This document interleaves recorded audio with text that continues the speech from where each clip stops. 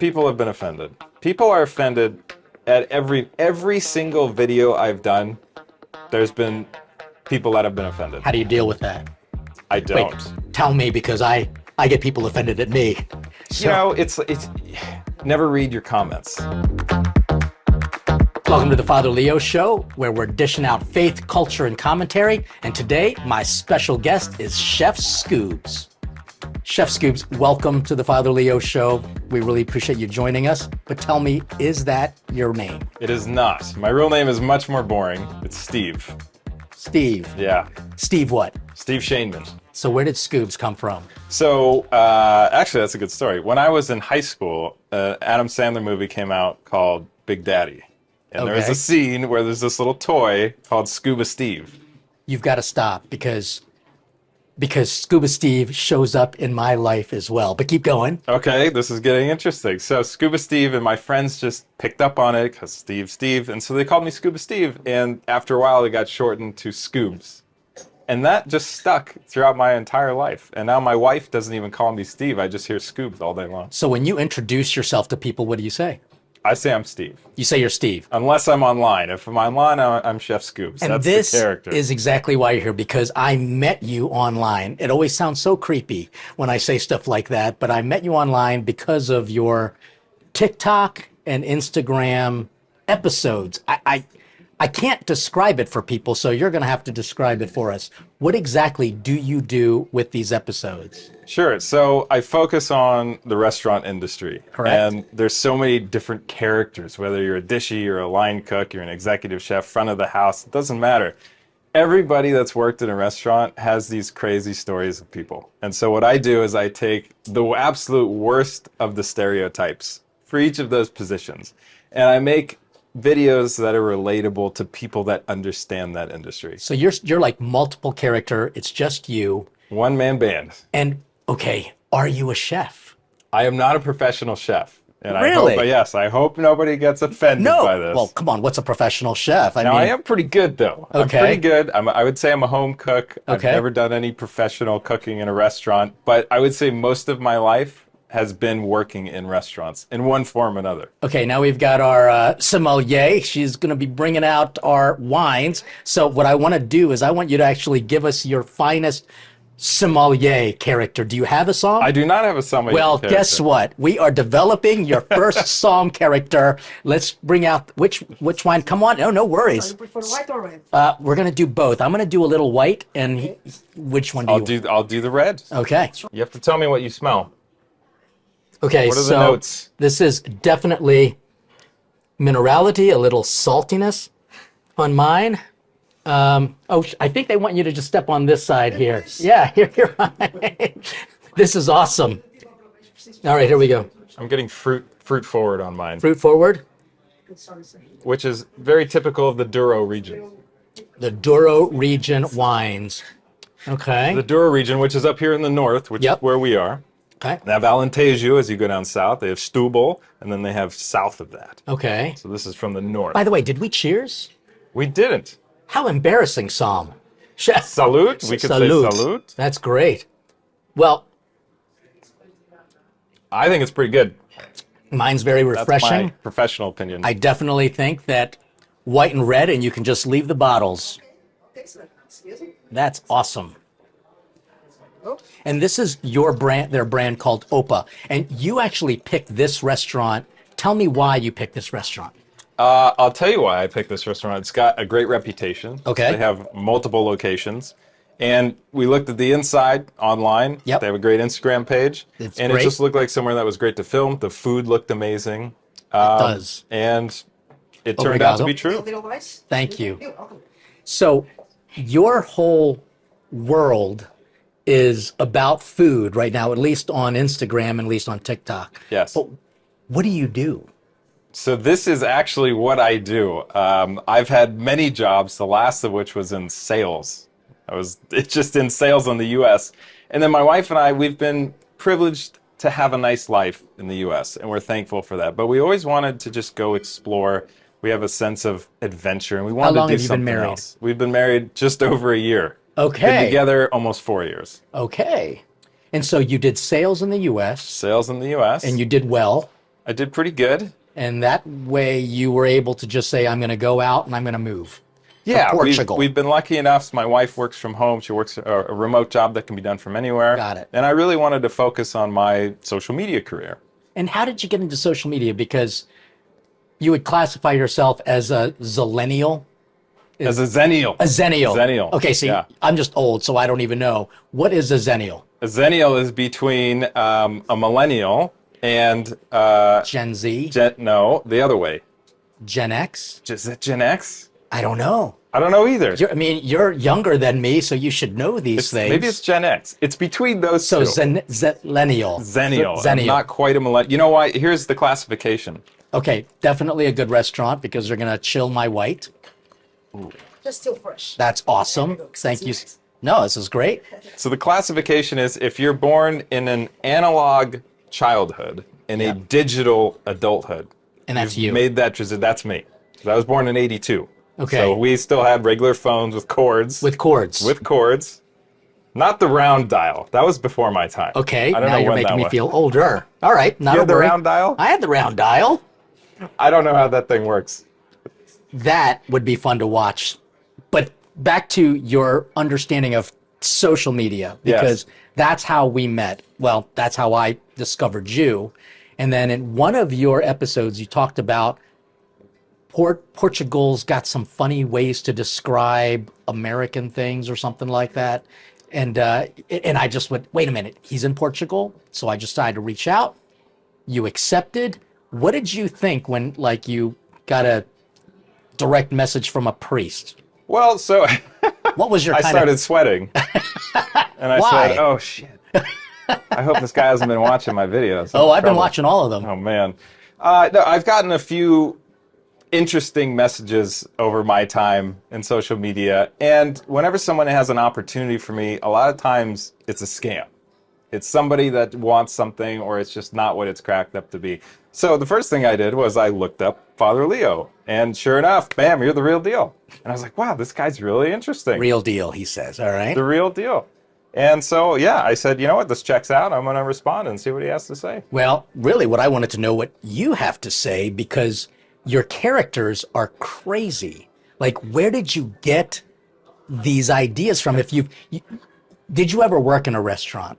Yes. So the majority of my career in the working world has been in restaurants. All right. Mostly front of the house. I did wash dishes at a place. Okay. But it's such an interesting dichotomy between the front of the house and back of the house. Totally. And I don't think there's a person that's worked in restaurants that wouldn't agree that it's a crazy industry. Correct. And you don't have to go very far to find ridiculous stories. And so my characters are real life. They're from, obviously the names have changed, a little bit of the personalities, but the idea of those characters come from experiences. So your characters are people that you've run into. How long did you work in the restaurant industry? Oh gosh, I would say over 10 years And combined. did you like it enough, or did you hate it that you just wanted to leave, and that's why you Both. did sales? I think we could all say both. Isn't that interesting? I hear that a lot. It's like a love-hate relationship. How did you get into the restaurant industry? So I was in high school, and every kid wants to make money in high schools. And I was like, you know, what are my friends doing? And most of them didn't have jobs, but a couple of them worked in restaurants. And they said, yeah, we get tips. And I was like, what do you mean?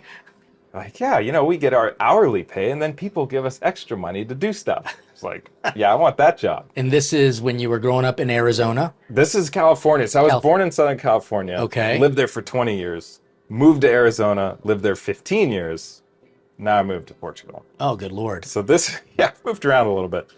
But in California, my first job was at a Host. It was an Islands restaurant. I don't know if you have the Islands chain where you're at. Nope. It's like this Hawaiian-style It California sounds like it. restaurant. Yeah, Yep. it's the average food at best. So I got hired as a, Brought to you by Islands Restaurant Chain. no offense.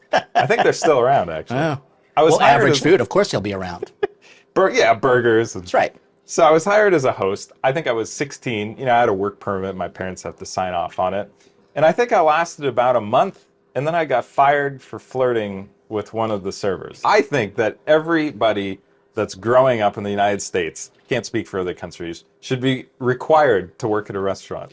Tell me why. First of all, cheers to that. Cheers I to that. totally Agree. It's like But now the tell army, me but why. worse. What do you mean by that? I was in the army too, so I can talk about both. The restaurant industry is amazing because you learn about food. And food is one of those universal things that brings all of us together. It doesn't matter where they're at in the world or their socioeconomic level or race or anything. Food brings us all together. And you learn about that in the restaurant, how it gets from point A to B to C. But more importantly, you learn about people. It's psychology. You really learn about how people act in certain situations. Well, the reason why I was attracted to your personality, or I don't even know your character or your episodes. I don't. How would you describe it? Your show? What would you say? I talk about my show as my podcast, but I guess episodes. Yeah, The because Scubes Kitchen, it's kind of a show. what attracted me to it was how spot on it was. Like having worked in the kitchen, front and back of the house, and now working with people coming out of the prison systems, you have it spot on. Which are your favorite character? Which is your favorite character? And It's funny because they evolved over time, and I only had one to begin in. It was Chef Scubes, and then it turned into Mason, the line cook, and Preston, and all these other things. The fan favorite is Kevin the Dishy. the dishy, he is my favorite. And I love Kevin because he's the most relatable. All right. He's clearly a guy that's middle-aged, that hasn't done too much. Maybe he's been to prison Yep. once or three times or Yep. so. A little rough around the edges. They always are. But he's a hard worker. And he shows up and he gets the job done. And he hates it. Yeah. He doesn't want to be there. He hates the chef yelling at him. He hates the front of the house. And it's such, again, it's a stereotype. But I've seen this so many times in restaurants where you have the server who's like 18 years old. Yep. And he's just a jackass. Yep, pretty much. And then he walks into the kitchen and the dishy's 40. And he has all this life experience. And he's just looking at this guy, like shaking his head. That's Kevin. Now, Kevin, it's almost as if Kevin runs the show, though, in a lot of ways, because if the dishes are dirty, the whole meal is bad. And this is something after I've talked to quite a few people now in different positions. Dishwashers are the MVP of the kitchen. They are. You can't function without any member of that kitchen team. The dishies, and along with so many other positions in a restaurant, they're the hardest working people that I've seen. They're the most underappreciated. They're underpaid, and yet they show up and they do their job. So your understanding of the kitchen is one thing, but you took it to a whole new level and you put it online. What's your background with content creation, filming, editing, and even acting? So I started making YouTube videos probably around 2012. Really? They were horrible. They were Really? really, really bad. Where can we find this? I don't know if you still can. You might be able to search Steve Shaneman We're gonna on have to YouTube look this up, and all right? look at my original videos. You'll get views. Yeah, I'll get a few views at least. And I've always been kind of a comedian, and that's the one thing that comes through on my videos that I want to make sure everyone understands is it's humor. It It's is. all humor and it's satire. It is. And I've always had that personality. I've just never been able to do anything with it professionally. So when YouTube first started, it was a way for people that had that desire to really try to make something of themselves.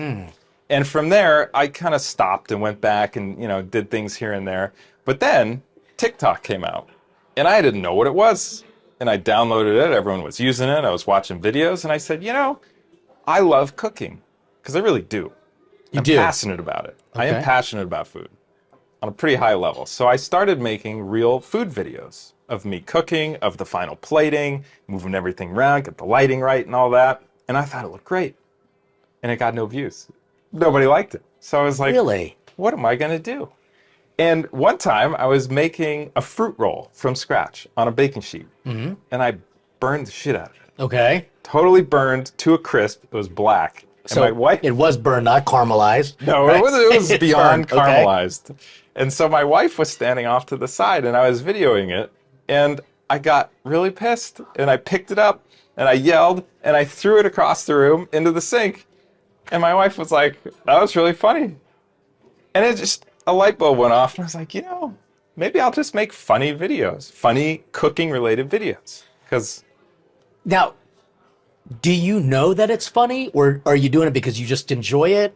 I mean, you know how like comedians, Yeah. they have an act, but when you actually meet them, they're kind of chill, and they just have to kind of be on sometimes. I've met several pretty big name comedians, and they're very different when they're off stage.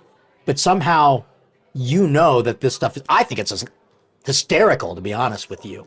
But do you know that the stuff is funny, or are you doing it because you think it's funny? Well, that's me to a T, by the way. I am a huge introvert. I am not the most social person, but I can be. I have the ability to kind of turn it on. Yes. And I definitely do that. Do I know it's funny? I think with every comedian, whenever they do a bit, whenever they make a video, they think it's funny. I mean, when you watch it, do you laugh? No. When I first make it, the first cut, the first time I watch it, I laugh my ass off. I think it's hilarious. Okay. The more I watch it, and I think any kind of artist is like this, the more I watch it, I pick it apart. I don't like that. Why am I doing this? Why am I? And then over time, I don't even like it anymore. I don't really watch my old videos.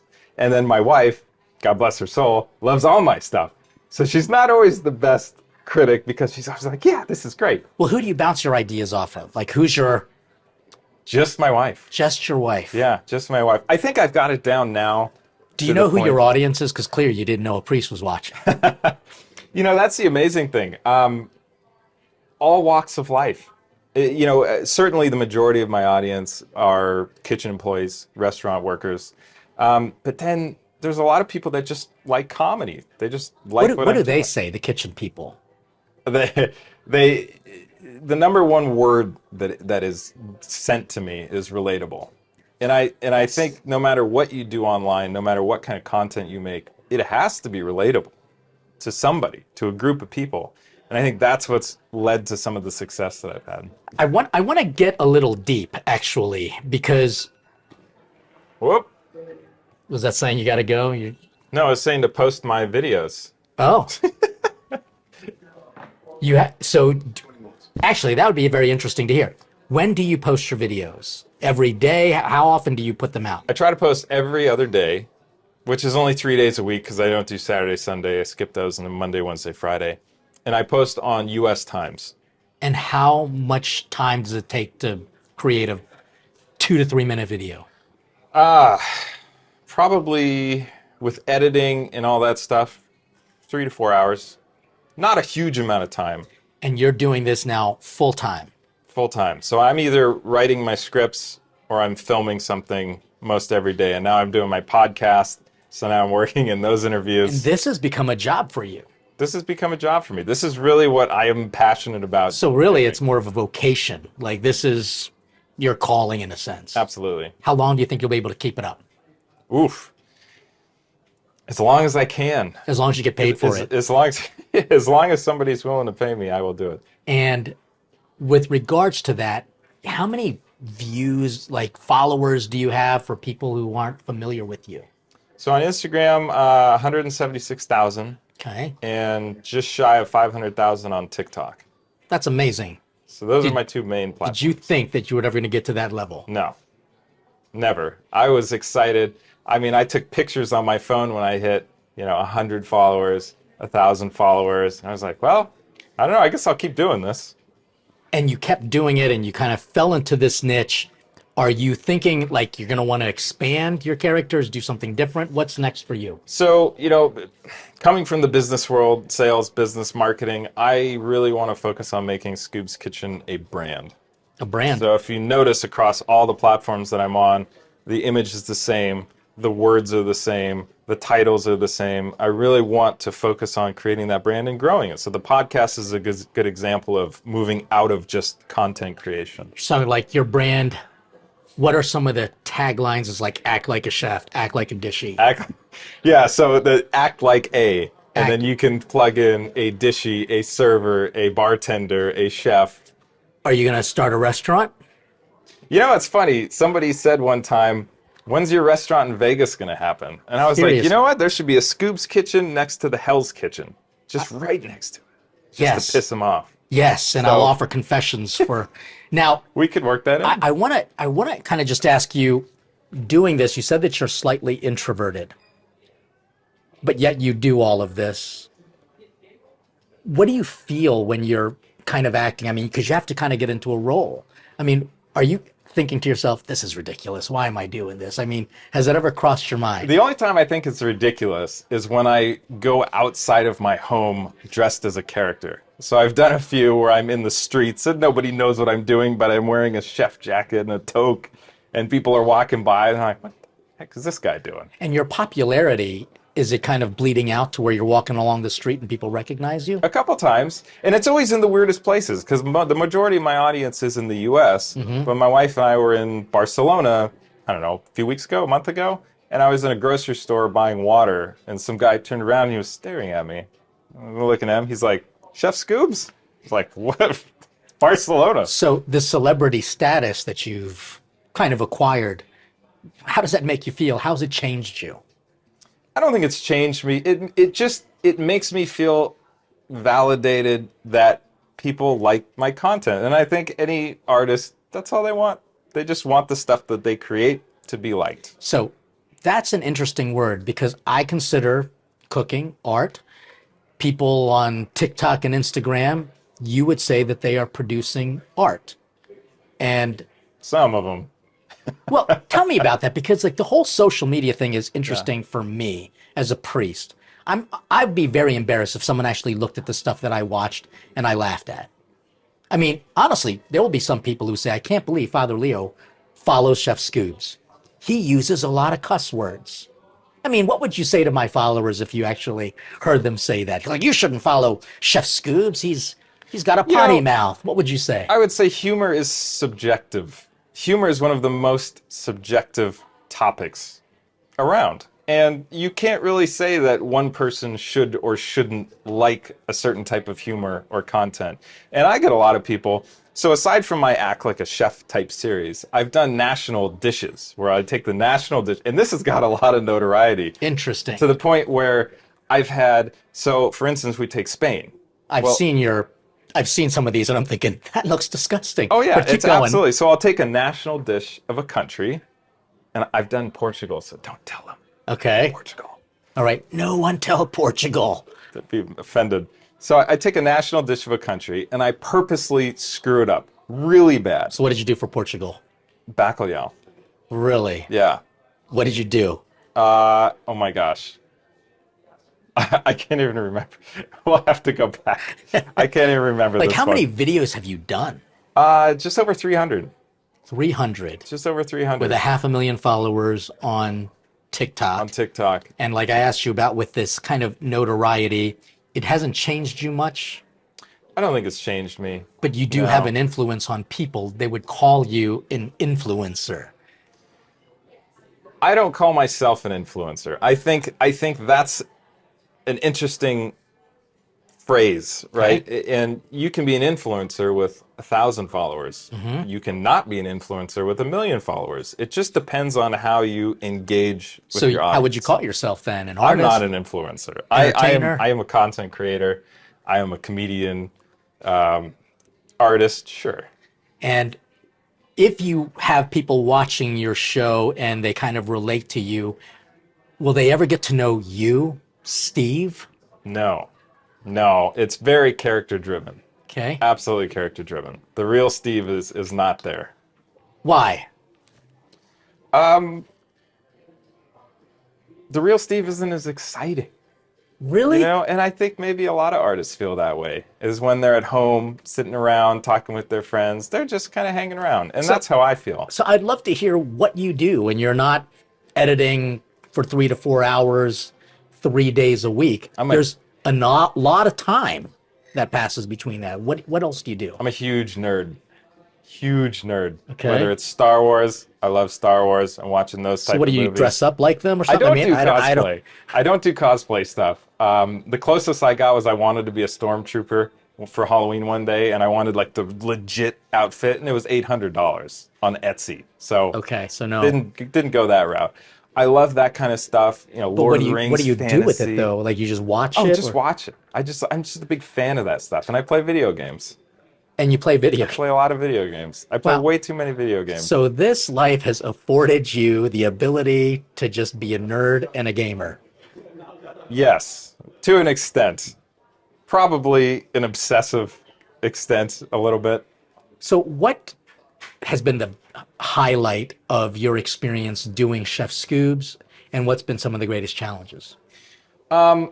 The highlights to me are when I get messages from young people just going into the industry, restaurant industry, that say, hey, I watched your video. I had a tough day at work. I laughed. You made my day better. Thank you so much. Okay, well, you're going to get one of them from me too. Because after working on the food truck and after trying to find someone to wash dishes, I actually laugh my face off watching some of that stuff. That's all I want. If I can make one person smile, and it's cliche and a million people have said it, but if I can make one person's day brighter, right, that does it for me. It's super corny. It is. Do you really believe that? I do. Okay, I good. do. You're not going to lie to a priest. Well, not that you know. That's true. What's the challenging part? The challenging part is constantly creating ideas and making, I'll have a fraction of an idea, and then how do you do that every week? If you're on TV, if you're a writer, if you're creating a sitcom, you have X number of episodes, you take a break, you do another season. There's no breaks. You haven't, yeah, There's no breaks. but you haven't burned out yet. I have not burned out yet. So I do sense a deeper message. Okay, so this is me being philosophical. When I watch your episodes, I actually get deep into the characters. And again, the most important character, the most, how shall I say, most liked character is Kevin the Kevin dishy? the dishy. Yeah. The least favorite is the arrogant bartender. Blake, which is this outfit, by the way. It's that outfit. I'm just I've noticed missing the that. aviators. Yeah. Also, the kind of the impatient head chef. You almost kind of bring out these characters' natural virtues. But there's also a new one I just discovered, a very woke waiter. Preston. It's like a transgender. I can't. Oh no, that's a Dom. A dom. Yeah, he's the host. He's the host. He's the host. And so I wanted to be very careful with this. Yeah, Because I I am sensitive to all of these things, right? And there's a lot of that in the restaurant industry. There's a lot of that. There's a lot of what's your pronoun, what do you identify as? And I am sensitive to that. But as a comedian, I cannot let that hold me back from doing what I want to do. Yeah. Keep in mind that it's all satire. It's meant to be in good taste, right? It's just for fun. Have people been offended and expressed that to you? People have been offended. People are offended at every single video I've done. There's been people that have been offended. How do you deal with that? I don't. Wait, tell me, because I get people offended at me. So, It's never read your comments. I think that's and it's hard to do. okay, did you guys hear that? Don't read comments. Okay. Don't read your comments, because what you realize is the people that are insulting you have gone out of their way to do that. Yes. If they don't like a video, they can just swipe on by. What's kind of next for you? I mean, you've got kind of the world at your feet with the Chef Scube brand. What are you hoping to do? I love the idea of my podcast, which is just starting, but it's a way for me to talk with people from all over the world, all over the culinary industry, whether a dishy, an executive chef, a Michelin star chef. And I love it because all of these people come from their own beginnings and they have their own values. And it makes for great conversation, as I'm sure you know. It really does. It really does. What's your favorite food Ooh, my favorite food? that you like to eat, and then what you like to cook? Carbonara. Carbonara. Both cook and eat. But maybe that's just the now thing.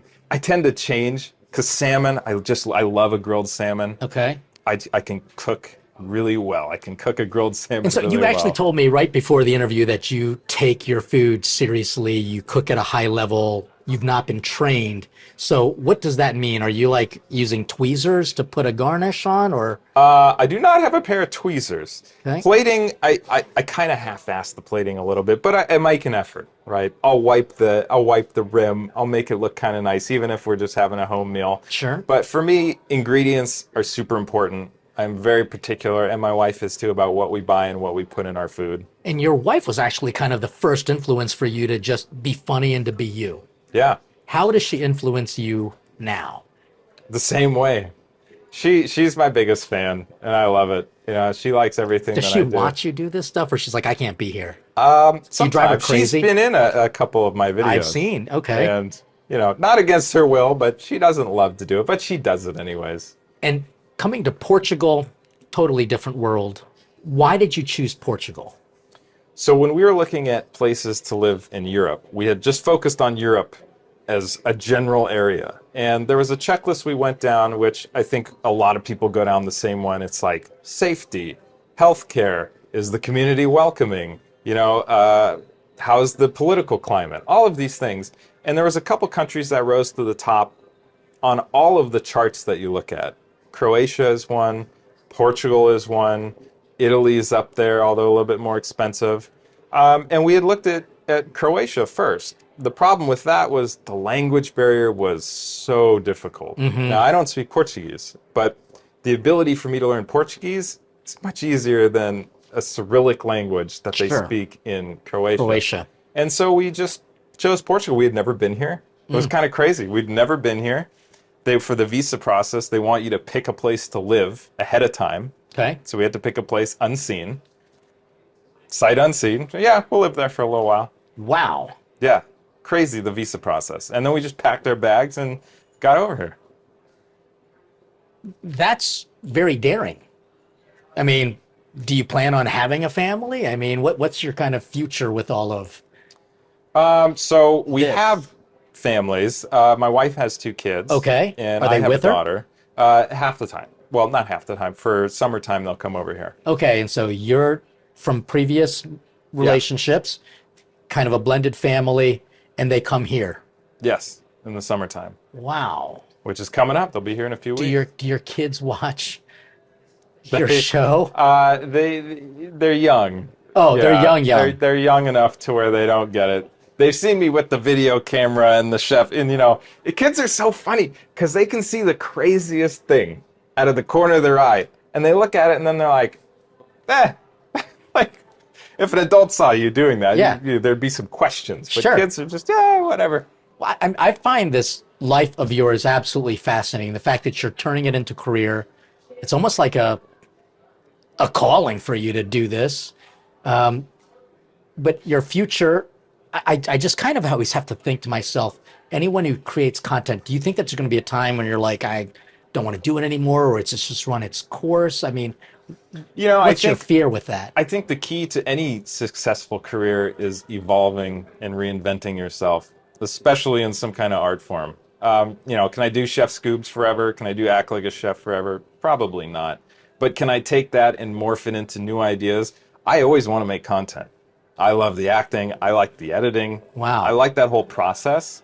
I like the podcast idea. If I can continue doing that and get it to a point where, you know, that's self-sufficient, I think that would be great. What's your greatest kind of inspiration? You know, I'm kind of asking you this because, all right, fine, I'm just going to ask you. What's your belief? Your kind of your spiritual belief. I mean, soul, God. I just kind of want to hear your thoughts on this. You know, the only thing I can say on that is I believe in myself. I don't have a relationship with God. I've never been spiritual, never been much for religion. But, you know, my outlook on life is more philosophical. And it's that I have one chance to be here in this life. And I never know when that's going to be taken from me. And I think what did it for me was I had a friend 10 years ago that was 30 years old, died of lung cancer, didn't smoke, never smoked in his life. I mean, total crazy fluke, but you never know, right? You could get hit by a bus, you could, all these things. So I had a nice career in the US. I gave it up because it's not what I was passionate about. And I felt I had to follow my passion and do what I really enjoy doing. Whether it works or doesn't, I got to try. Because if I don't try, I'll never forgive myself. Well, I think this is fantastic. Your passions have brought me to want to meet you. This is really quite an honor.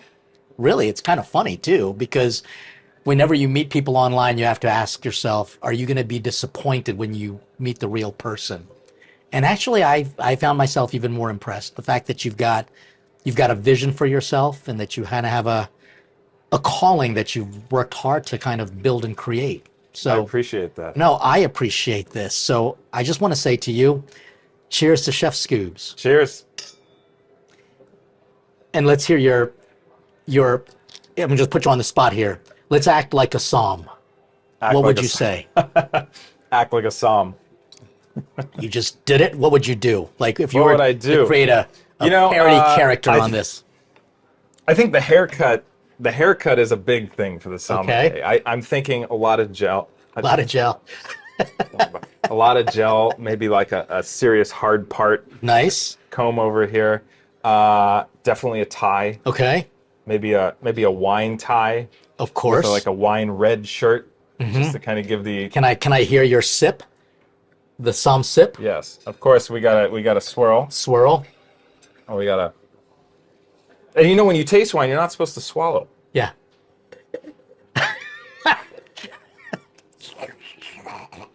You got to do that. That's good. Okay, I can't wait to see this character. And if you could just make sure you kind of, I don't know, call him Leonard Leonard. in honor of me. Specifically Leonard. Yeah. Listen, seriously, this has been great.